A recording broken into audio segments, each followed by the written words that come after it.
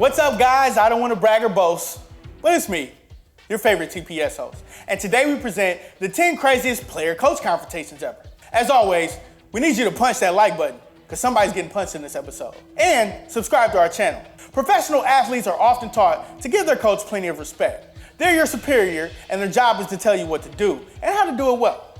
But this is sports. Tempers flare and people get heated. From time to time, a player and coach on the same team argue, but sometimes it gets way out of hand. Number 10, Josh Donaldson and John Gibbons. Toronto Blue Jays star Josh Donaldson got frustrated about getting out.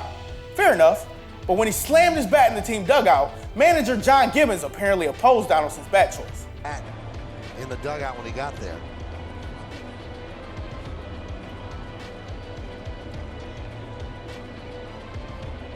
Gibbons goes over and says something to him. Yeah, his thought is Two had to be restrained by players and let it go after. But needless to say, Donaldson didn't like Gibby crapping on him. Number 9, Taylor Hall and Dallas Eakins. The Edmonton Oilers were one of the NHL's worst teams in the early 2010s. Things got so bad that former head coach Dallas Eakins and Oilers star Taylor Hall got into a dispute over something childish. A frustrated Hall threw a water bottle, inadvertently spraying his coach. A pissed off Eakins then boiled over his player. And he let Hall know he can towel himself off. This is clearly something the Oilers don't need when they're getting blitzed. So what's happening here tonight is a test of the goodwill the Oilers have built up over the last month and a test of whether Dallas Eakins' suit is Scotch carded or not. So there is some more investigative reporting for you. Rick and Kelly now start. Deciding that the water bottle wasn't worth jeopardizing their friendship, the two quickly made up. Number 8, Dwyane Wade and Erik Spoelstra. Hard to see why either of these guys would be mad. They had LeBron James and had an easy path through the Eastern Conference. Nonetheless, D. Wade and head coach Erik Spoelstra got into quite the dispute during a timeout in the playoff game.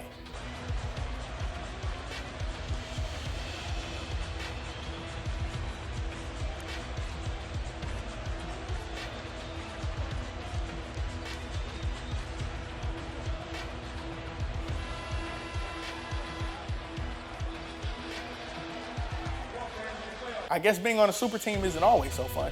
Number 7, Michigan players versus the Michigan coaches. We all see a player and a coach argue from time to time, but an entire group of players yelling at an entire coaching staff? Timeouts. They might have had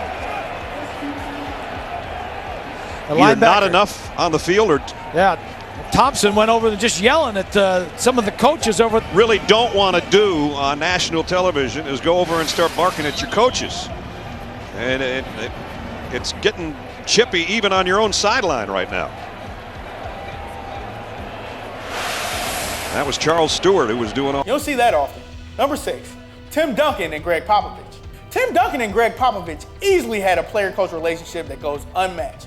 5 NBA championships, 20 years of ultra dominance, and nothing but the utmost respect for one another. But hey, every married couple fights, so do a lot of players and coaches, no matter how close they are. With Durant on the floor, along with a couple of Spurs.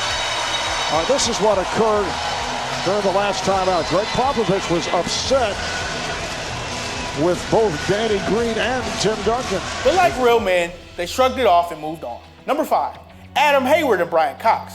We're not trying to be John Madden obvious but when you don't win a lot of football games, you're gonna get mad. Left tackle, Bushrod, and we'll take a look over there. Wow, Adam Hayward. And that shows you the frustration. Number 4, Mike Singletary and Troy Smith. Once upon a time, former San Francisco 49ers head coach Mike Singletary said this. Can't do it. I want winners. I want people that want to win. Let's just guess that the 49ers weren't winning much when he and Troy Smith got into this sideline conversation. And when you make the decision with Mike Singletary to go with Troy Smith, you know that there's going to be situations where there's going to be a mistake made. And even Troy Smith said, and there's Ted Ginn, his old college teammate, trying to get involved. Number 3, Bob Knight and Neil Reed. Former NCAA basketball coach Bob Knight was known for having a temper like no other. But one time, he totally crossed the line. I mean, he choked his own player, Neil Reed, during a practice, for crying out loud. That happened in 1997.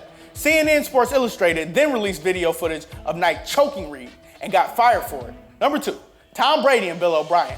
In a 2011 regular season game, New England Patriots quarterback Tom Brady threw an interception, which cost the team a chance to put it away. It's awesome. But look at this. Tom Brady and Bill O'Brien, his offensive coordinator, fill in the blanks. That is a heated conversation. This went on for a while. O'Brien comes back for a little bit more. Coaches are trying. Bill Belichick finally has to come over and say, Number 1, P.J. Carlesimo and Latrell Sprewell. During a Golden State Warriors practice in December of 1997, head coach P.J. Carlesimo told Sprewell to be better on his passes. Sprewell snapped, and the two men approached each other. Sprewell choked Carlesimo and punched him in the face. He had to be restrained by players and coaches. He was suspended for 68 games, and the Warriors released Sprewell, who committed the worst player-coach confrontation ever. What crazy player-coach confrontations did we miss? Join us in the comments below. And as always, thanks for watching, and we'll see you guys next time.